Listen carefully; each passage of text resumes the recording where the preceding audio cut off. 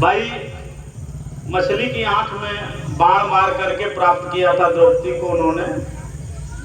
तो कह रही इन लोगों को मेरी कीमत क्या पता चलेगी कि एक पत्नी की इज्जत क्या होती है।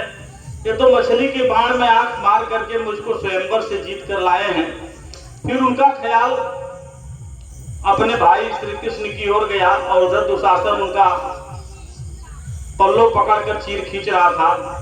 तो दुशासन को ललकारती हैं, वीर रस का उदाहरण है। कहती हैं कि खींचू दुशासन जोर लगाई के अटेर हमार जऊ सुनी पई है।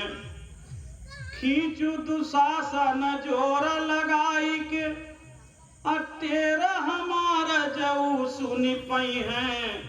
तब भौजी के गोद में हुई है तब विश्वास हमें हरिना बिसरई है। अटेर किए नया बेर लगी अरहिया में कतौ थिर ना रही पई है। अनार नदी बन लांघ तुरे बनी के हिरना बिरना चली आई है। कहती अगर मेरे भाई को आहट हो गई कि उसके बहन की आबरू अस्मिता इज्जत खतरे में है तो दुनिया की कोई ताकत उसे नहीं रोक पाएगी। इसलिए दुशासन जितना जल्दी हो तू अपना कर्म जो कर रहा है, दुष्कर्म कुकृत्य कर रहा है, कर ले। मेरे भाई के आने से पहले जितना भी तुम्हें बहादुरी दिखाना है दिखा ले, अन्यथा वो आ गया तो संसार में कोई पैदा नहीं है। तो ललकारती हैं कि खींचू दुशासन जोर लगाई के अटेरा हमारा जऊ सुनी पई है। तब भौजी के गोद में हुई है तब विश्वास हमें हरिना बिसरई है। अटेर किए नया बेरा लगी रहिया में कतौ थिर ना रही पई है। अनार नदी बन लांघ तुरे बनी के हिरना बिरना चली आई है। कृष्ण भगवान इतने पर नहीं आए तो द्रौपदी का ध्यान उन सभा पे गया जिस सभा में बड़े बड़े महारथी बैठे हुए थे। तो देखती हैं तो पाती हैं उस पर कवि ने बड़ा अच्छा छंद लिखा कि भीषम द्रोण खड़े धर्मी सब की अखिया झुकी सोवन लागी। भीषम द्रोण खड़े धर्मी सबकी आखिया झुकी सोवन लागी। त चारों ओर निहारी के द्रौपदी हारी के धीरज खोवन लागी।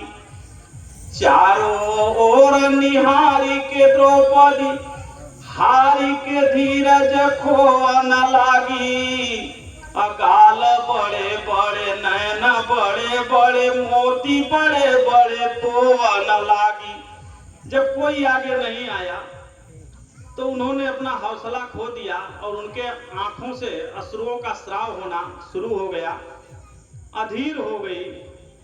और पितामह को उन्होंने ताना मारा क्योंकि पितामह जो थे वो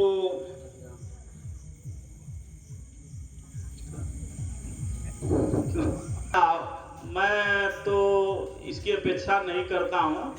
ये मेरे तरफ से भगवान यहाँ पर तो शिव जी का मंदिर है और लीलाधर का जन्मदिन है।